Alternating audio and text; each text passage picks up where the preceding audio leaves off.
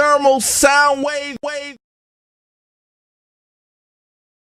Yes, indeed, it's Thermal Sound Waves, the natural alternative to fast food radio right here, WHCR 90.3 FM, New York. Email us thermalsoundwaves@gmail.com. Of course, you can check us out via your mobile phones through that TuneIn app, and that's TUNEIN.com. It doesn't cost anything. It's all free. Big ups to everybody catching this via WHCR.org. It's C.Truth, Kev Lawrence, C.Truth. We are here back in effect for another one. Yes, indeed. We have to talk to our award-winning filmmaker right now on the program, joining us. And how are you doing tonight? I'm great. How are you? We're good. We're good here. Why you asking about only him? Why you can't say how y'all doing? How are y'all doing tonight? I'm okay now. Yeah. You always give me a hard time. Hey, what's going on, man? We have Stacey Muhammad here with us right now. Yes, indeed. Stacey Muhammad's what they call her. Doing big things, of course. Every time I see her, it's like a new, bigger, and better project. So that's always good. Progress. Thank you. Yes, indeed. And let's give a little background real quick for those who may not have known of your come up. Well, I did a film in 2010 called I Am Sean Bell, Black Boys Speak. And I've directed a number of music videos, done a number of short award-winning films of the documentary and narrative genre. And the latest project is a narrative web series called For Colored Boys Redemption, starring Rob Morgan, Julito McCullum, with Tim Reid and Jacinto Torres-Riddick. Now, how did you manage to get the OG? Because I call Tim Reid, that's the OG right there. I mean, but let them know where he's from. So people might not know. They might know the name. Excuse me. They may not know the name, but they probably know where the face is from. Right. I mean, he did stuff like was it Prior's Place, Harlem Nights. Yeah. He's produced a number of things. He's done a lot of production stuff on the TV side. Was he with the sister show? Yeah. Sister to Sister, yeah, absolutely, Sister. with Jackie Harry and Tia and Tamara Mowry. Of That's course, probably like he's been doing a lot more stuff behind the scenes. People know him from there because that was on Nickelodeon and all that and so forth. So on that big national channel, I should say. And you also have Isaiah Washington as a EP, executive producer, on the project as well. And how did you link up with Isaiah? Funny, Facebook. Two of the actors in For Colored Boys have worked with Isaiah in the past, so his name came up quite a bit while we were shooting. And he followed my page on Facebook for some unknown reason a few months back, and I noticed it. And I sent him the link to For Colored Boys. I sent him, I think, the pilot episode, maybe the first episode. And he was like, I get links all the time. Is this good? I said, I think it is. I believe it's good. And he watched it, and he hit me back, and he was like, this is incredible. Let's talk. I would love to support this project as an executive producer. So he's on board, and Marc Lamont Hill just came on board maybe last week as our second executive producer. So we're really excited about both of them being on board. And Marc Lamont Hill does a lot of business programs and programs that focuses on the black experiences, like Black Enterprise, One World, and so forth. And he does stuff for Essence as well, I believe, like a whole host of things. Absolutely. Yeah, the Huffington Post Live. So we just had a segment on For Colored Boys maybe last week. He does a lot of Twitter. He's very well known on Twitter. He's definitely leading the culture in terms of being that political voice for the generation. 106 in Park. He does a lot of work. So it was really, really great to have him on board. Now, For Colored Boys, the title and what it's all about. Let people know about that, because people may hear the title like For Colored Boys. Like, what exactly is that? Am I colored? I don't know. Are you? For Colored Boys, actually, it is definitely inspired by Ntozake Shange's work For Colored Girls. But it follows the life of a man named Benjamin Boyd Sr., who comes home from prison after 9 years and seeks to reunite his family. So he's trying to rekindle his love affair with his wife and reassume his role as a father to his 16-year-old daughter and 21-year-old son. And therein lies the biggest challenge, because he has a son that had to assume a certain level of responsibility before his time when his father was incarcerated. And the son, played by Julito McCullum from The Wire, is definitely resistant to his father coming back into his life. Big up to Julio as well. Like, he was one of the early people on the project that you had, because I remember you put out a trailer, or you put out a trailer before for it, real early, and he was on there. Also, Ty Phoenix. Yeah, she initially was casted as the mother, Lisa, in the pilot episode. And who's the mother now? Her name is Lauren Hooper. So that was the only role that was recasted, but we have, quite a number of new people. Jazz Anderson from Brooklyn's Finest. We have Nishawn Kears from Desperate Housewives. Of course, Tim Reid, and we have Jacinto Torres Riddick from Law and Order. And you just released episode 3, correct? Yes. What has been the feedback so far? It's been amazingly positive, and it's funny because people kind of go in on YouTube, you never know what people are going to say on YouTube, so, but the feedback has been incredible. I mean, even when we put the pilot out in January, we released the pilot online, and I think that what people say the most is that, they can really relate. Fatherlessness is definitely something that we're dealing with in our community. The mass incarceration movement, prison crisis, these are all things that unfortunately we're very familiar with. There are a lot of people that relate to this story either as the father or as the child of the incarcerated parent. Thermal Soundwaves Radio, we're here. Miss Muhammad, Stacey Muhammad. For you having this, this film you just did for Colored Boys, have you had any peoples that are like, white, look at you like with that side eye, like, what are you trying to make a black, power film and put down like white people or so? Because when you hear that name for Colored Boys only, or just for colored, like I had the one before, I had for colored girls, now you have for colored boys, which is great. But initially, was there anybody that felt like, oh, you're trying to start an uprising, so I can't really mess with you? Not necessarily that per se. If that were the feedback, I don't think I would be too concerned about that. I mean, I think that, what I've attempted to do in my work is kind of shed light on, what's happening in the environment that many of our people are embedded in, and how that environment informs and affects our relationships with one another. So if it's, incarceration and looking at the way incarceration affects the entire community and the family and not just the incarcerated person, and what those relationships are like, how challenging it is when a person, come home from prison. These are the type of conversations that we need to have. It may be uncomfortable for many people, but these are the conversations we need to have in order to get to the root causes of what we see happening in our community and make the changes we say we want to see. Now, when did you start going into production with this film? We shot for 8 days in May. So we shot 5 days. We took a break and we shot 3 more days. We had, an incredible assistant director, Michael Boogie Pinkney, on board, and this absolutely Boogie. I'm sorry? Yeah, Boogie. Okay. Yeah, Boogie, exactly. As you know, Boogie has like second AD most of Spike Lee's films, so he's really, really skilled at what he does. And we have producer Cynical Smith. General Steele from Smith & Wesson is the music supervisor. Nice.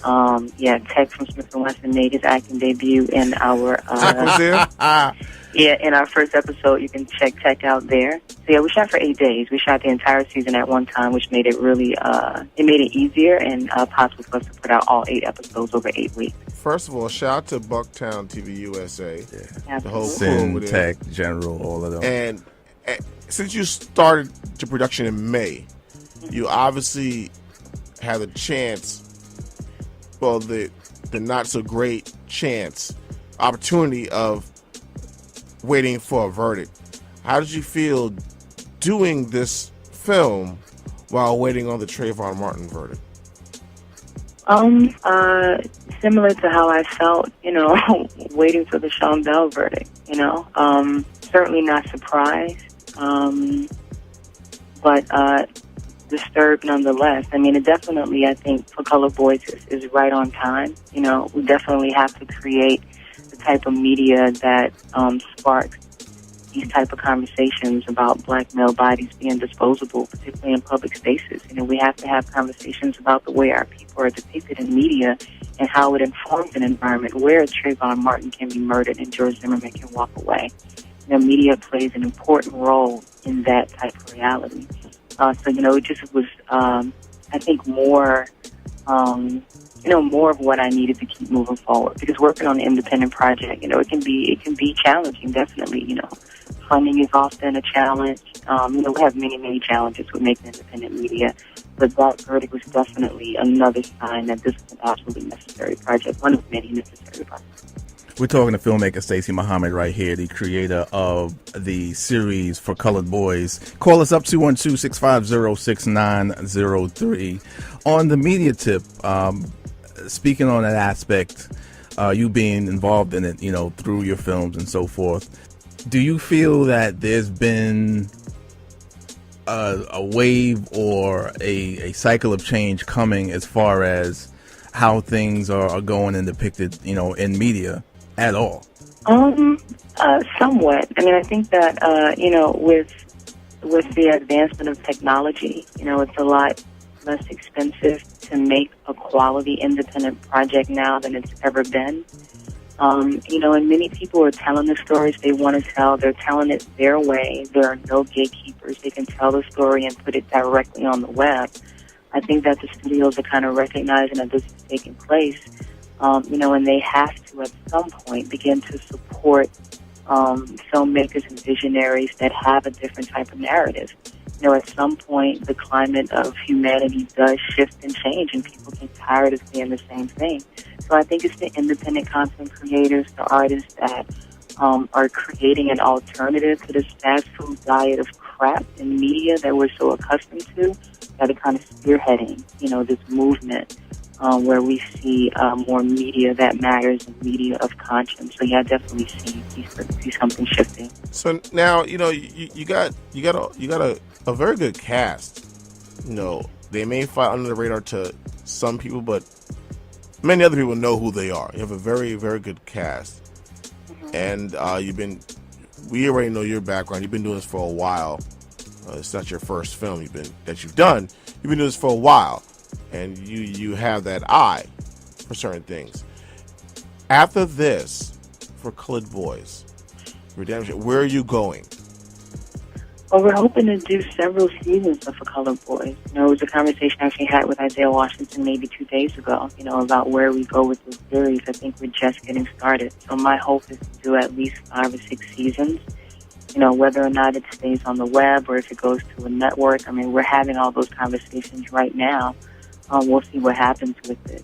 But I definitely think that whatever's after For Colored Boys will be another narrative project, where we really get a chance to, tell a love story, and again, look at the ways in which the environment affects our love and our ability to love and interact with one another. But I think I'm definitely hooked on narrative filmmaking and storytelling now, and definitely series work. Did you try to take this to any of the networks on any level before and, just got stopped and decided to do it on your own, or did you just go directly and do this on your own, from jump? Yeah, I did it on my own from jump. The idea, for me, it's not really something I was intending doing initially, which was like writing, a story and then kind of sitting on it and pitching it and hoping that someone would pick it up. I have access to a really talented crew. We have a really talented director of photography, Jay Anderson Macho, on board. We shot Colored Boys on the Red Epic. So I had access to the technology that we needed. And if you look at, for instance, what's happening with Issa Rae, an Awkward Black Girl, and her success, when she was able to create this web series, do 1 or 2 seasons, and then sell another project to Comedy Central. So I think even with networks, they want to see that you can actually write, direct, produce, have a show come out at the same time every week, on time, on schedule, and then go to them with a finished product. So now we're shopping for Colored Boys to networks that we're now that we're out and actually putting out episodes. And also networks are lazy and they want you to do the work as well, as far as like testing it out. Just like labels. Yeah, testing it out to a particular demographic to see how it does, how people respond. And it's like, oh, okay, well, people are into this. We got this type of response and so forth. Okay, I guess we could, ratchet up doing some things with you. Right. I know that's what happened with Issa as well. Mm-hmm. And also, you mentioned Isaiah Washington. Yes. For some people that don't know Isaiah Washington, he's been on New York Undercover before, right? He's been on New York Undercover. But the last one was The Hospital. Yeah, he was on Grey's Anatomy. That was the last one. So you got Isaiah Washington from Grey's Anatomy. You got an OG Tim Reid up in there. Mm-hmm. You got a younger actor, but will go down as an OG actor because of the television series, hit series, The Wire. Mm-hmm. Has there been anything? We'll go more with. Well, maybe the younger gentleman from The Wire too. But let's go with Tim Reid and Isaiah Washington. Mm-hmm. A lot of people heard about how Isaiah Washington, got outed out of Grey's Anatomy and what he went through. Whether it's right or wrong, what he went through. You got Tim Reid has been in this game for probably at least 40 years. Mm-hmm. Has it been anything that they've told you or advice they've given you for you to stand clear of certain things that are out there? Yeah, quite a bit. I think the biggest, I think some of the things that stand out the most from Tim Reid has been, just the challenges, that we have not being a close community of people being willing to create distribution platforms for our content. So his thing has always been, be willing to collaborate with other artists and have conversations about more than just your project. With Isaiah Washington, he's definitely get ready for what he calls the strategic sacrifice. What is that? Meaning that, when you don't have the type of budget and support that a lot of projects that are backed by studios have, and you don't know what will happen with your project, you have to believe in it. You have to make the strategic sacrifice knowing that whatever's intended for it will absolutely happen. So we have that conversation every day about that strategic sacrifice. And he believes that this project is worthy. He believes it's necessary. And, it definitely takes a village. So I'm really beyond humble. No matter how good I think it is, it definitely takes a village of people to support it. So I'm really, really humbled that they're on board to support this project in that way. Absolutely. And big ups to Mr. Reid as well, who's been a producer on the Richard Pryor Show, Frank's Place. Of course, a lot of people also of the older generation may know him from WKRP in Cincinnati. From that whole situation. I just know that because I was supposed to be up too late and they weren't looking, and I would look at TV and I'm like, what is... That's the first time I knew what Cincinnati was. I didn't know what Cincinnati was. I thought it was somewhere in New York. They used to run the reruns on TV Land too at one point as well. And also big up to Stephen Hill, who you had working on the project as well. Which Stephen Hill? Our Stephen Hill, the actor, not the Stephen Hill from BET, not that one. Stephen Hill, the cool with us. Well, I'm just saying. I'm just making that delineation so people know. But yeah, big ups to him and whatnot, whom actually should have been in 42 Jackie Robinson, but that's a whole other story. Yes, We're not going to talk about that. Right. But yeah, that should have been him. It definitely should have been him because, see, I know the backstory of how he prepped for that whole role, and he did like a documentary on Jackie Robinson, and that was great preparation. He should have been, but that's a whole other story. Wait, didn't Jackie Robinson's their family come up and hug him and absolutely cry? They saw the work that he did for the doc, and they was totally co-signing him And they felt some type of way of some, yes, little homie Quan. Like exactly. They think they got emotional. Yeah. Like, yo, you look just like him. You act like absolutely. him. So people check for Stephen Hill. Check him out on For Color Boys, but check out his other work as well. He's been putting it down for a while. An amazing actor, doing this thing. A great person as well. Absolutely. And for those who want to get involved with For Color Boys as it goes forward, to be in like some later episodes as you do the series as an actor, or if they want to come on as producers and so forth, and do that whole particular point, how can they do that? They can reach out. They can send me an email, hello@staceymuhammad.com. My Facebook, Twitter, everything is Stacey Muhammad. The website for the series is forcoloredboysseries.com. And there's a link there for actors who are interested in submitting their headshots and reels for season 2. So actors, you're still looking for actors? Yeah, we'll be casting for season 2 in a few months. And hopefully we'll be back on set very soon before the end of the year. Because I think we know this guy, he lost a lot of weight. he's light-skinned it. He light-skinned it. He lost a lot of weight because somebody told him he was chubby. So now he like walks around like he just, like inhaled a lot of air. Okay. So he's actually in the studio right now, like just walking around in the studio with us right now, hoping and praying he could get in there. Mr. John Ali. Yeah. Yeah, he's here. Right away. Yeah. Say hello, man. Hello. All right, now cut his mic. All right, that's enough. That's all he gets. All right, that's it. Thank you. Yeah, if you need like a homeless dude, that's your boy right there. He said do that already in the play.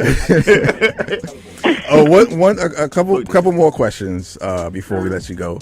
Tyler Perry's not involved with this, right? He's not actually involved in this project. No, he isn't. So why don't you bring it over here to OWN? I mean, hey, we're definitely open to pitching it to whoever wants to listen. I don't say whoever wants to listen, but, that may be on the list. I mean, that's definitely something Isaiah Washington is spearheading. Right. Well, we'll see what happens with that. And the last question, being that, the title is For Colored Boys and so forth, and you're focusing on the whole male aspect of things, did you get some kickback and some not so positive responses from females, from women who are like, oh, why are you doing that? Or why not do something about our story, so forth? Yeah, I've been getting that question and kickback for years now, But, I'm very clear about why I do what I do. And I think that, we have to be very clear. Again, I keep using the word environment, about the environment that we're in. And we cannot have generalized conversations about Black men without considering the environment that we're in. Because in this space, Black men are demonized, they're criminalized, and our gripes, although they are warranted oftentimes, we have to be, I think, a little bit more strategic about the ways in which we have conversations in public space. We have to find safe space to have these conversations. So I think I have a right, to tell these stories and to really focus on what's happening to Black men in this environment. It matters to me, and I think it should matter to all women, who love Black men as husbands, as brothers, as sons. We have to care about what's happening. Absolutely, definitely that. And we want to thank you for being on the program and continue to do the work that you're doing, because it is important, and the Black man needs to have a voice and have his side of the story be told. Absolutely. It's very, very important. You don't see that. It's very rare that you see that, even amongst us, people of color. It's absent there as well, Right. Thank you so much for having me. I really appreciate it. Oh, no problem. Plus, we only had you on really because we're getting into the next series. This is all what it's for. You know what I'm saying? It's a move. It was a move. Yeah, we're trying to be up in it because we know where you're going. So it's a move. It's a move. Thank you. I appreciate the support. I do. And big shout out to also the Rachel LeBlanc also. Yes, indeed. Oh, yeah. And Rachel, yes. Right. Big up to Akila Work Songs as well. Absolutely. April Silver. Yes. OG in her own right doing her thing. Akila Workshop. On the PR tip and community activism and for arts and all that kind of stuff. Her whole staff over there, of course. Oranges. Latoya English and the crew. Newark. Yes, absolutely. Shout out to Trenton, all Jersey. Yes, indeed. Definitely. And so support. Also, you're from Louisiana originally, correct? Yeah, born and raised in New Orleans, absolutely. Shout out to Louisiana, shout out to everybody out there. We always give them, a shout out because of stuff ain't fixed yet, but they make it seem like it is. So, we still give our respects and our shout outs to our people down there, down bottom. Yes, big ups to all the people of Louisiana. Mm-hmm. Absolutely. Thank you very much once again. And for Colored Boys, check that out. Go to the website, the YouTube, watch the series constantly. Watch it 3 or 4 times if you got to. And support good work that's being done out here by Stacey Muhammad. Thank you. And even though it says for colored boys, all boys and girls, men and women can watch. Absolutely. Definitely. All right, Stace. Okay, have a good one. All right, you too. Thermal Sound Waves, a natural alternative to fast food radio.